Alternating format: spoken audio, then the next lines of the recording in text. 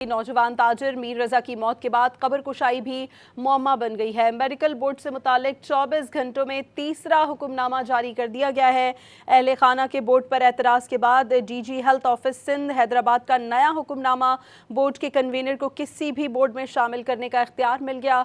Board में सिर्फ 4 members शामिल करने का कहा जा रहा है। वालिदैन का इल्ज़ाम, वकील मीर रजा का कहना है कि 4 दूसरे लेटर के मुताबिक वही मेंबर्स रखे जाएंगे। मीर रजा की मौत के बाद कब्र कुशाई भी मुअम्मा बन गई है। मेडिकल बोर्ड से मुतालिक 24 घंटों में तीसरा हुक्मनामा जारी कर दिया गया है। अहले खाना के बोर्ड पर एतराज़ के बाद DG health office Sindh Hyderabad का नया हुक्मनामा बोर्ड के कन्वीनर को किसी को भी बोर्ड में शामिल करने का इख्तियार मिल गया है। बोर्ड में सिर्फ 4 मेंबर्स शामिल करने का कहा जा रहा है। वालिदैन का इल्ज़ाम, नौजवान ताजिर मीर रजा की मौत के बाद कब्र कुशाई भी मुअम्मा बन गई है। मेडिकल बोर्ड से मुतालिक 24 घंटों में तीसरा हुक्मनामा जारी कर दिया गया है।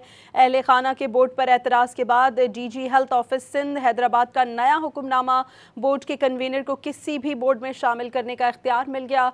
बोर्ड में सिर्फ 4 मेंबर्स शामिल करने का कहा जा रहा है। वालिदैन का इल्ज़ाम, वकील मीर रजा का कहना है कि 4 दूसरे लेटर के मुताबिक वही मेंबर्स रखे जाएंगे।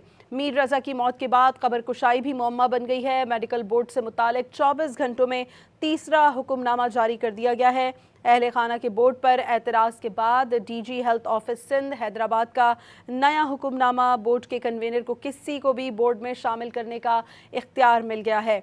बोर्ड में सिर्फ 4 मेंबर्स शामिल करने का कहा जा रहा है। वालिदैन का इल्ज़ाम।